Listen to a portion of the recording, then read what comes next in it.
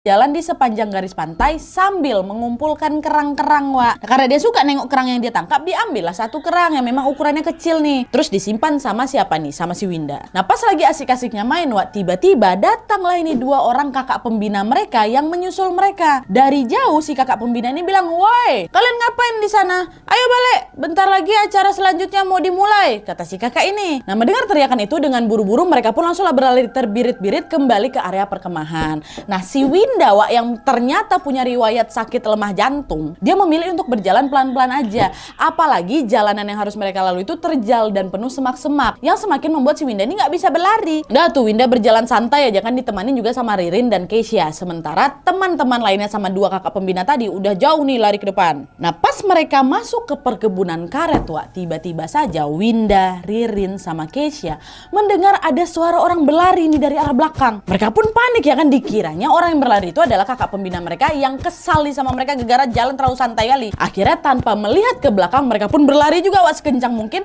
sampai tanpa sadar kedua kaki si Winda itu sampai tergores tumbuhan berduri gitu lah, sampai berdarah, Wak. "Ya, coba, Wak, lari, ada kakak tuh lah." Nah, setelah beberapa jauh berlari, Wak, Winda merasa tubuhnya jadi lemas sekali. Dengan terengah-engah dia berkata, "Weh, udah, weh, pelan-pelan.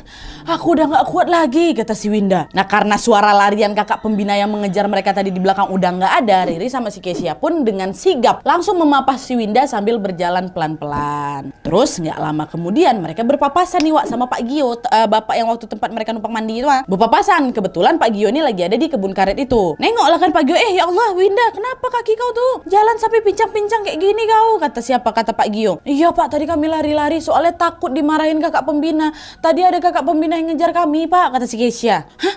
Kakak pembina? Yang mana nih?" kata si bapak. "Bapak dari tadi loh di sini nggak ada kakak pembina yang lewat mau ke pantai apalagi mau ngejar kalian." "Hah? Ada kok Pak, tadi yang ngejar kami, dan tadi juga ada kakak pembina yang manggil kami supaya datang ke acara selanjutnya." Nah, jalur ke pantai itu cuma bisa lewat sini aja. Kalau memang ada yang lewat, pasti Bapak lihat. Dari tadi Bapak di sini nggak lihat siapa-siapa kok. Nah, mendengar ucapan Pak Gio itu seketika mereka pun jadi langsung terkejut. Siapa berarti yang manggil kita tadi tuh? Yang ngejar kita siapa, Wak? Tapi lagi-lagi mereka memilih untuk positive thinking, Wak. Mereka pun melanjutkan lagi kan perjalanan dan langsung bergabunglah dengan para peserta kemah lainnya. Nah, terus singkat cerita, Wak, acara pun selesai. Seperti biasa, sore harinya mereka mampir lagi nih ke rumah Pak Gio untuk numpang mandi, sekaligus juga ngobatin luka-luka gores yang ada di kakinya si Winda. Dan kebetulan pula, Wak, nanti malam di hari itu adalah malam terakhir mereka berkemah, sekaligus juga menjadi acara puncak yang tentunya akan menjadi ramai oleh hiburan-hiburan, ya kan? Nah, karena acaranya cuma seru-seruan aja, Nuna, salah satu anggota regunya si Winda ini,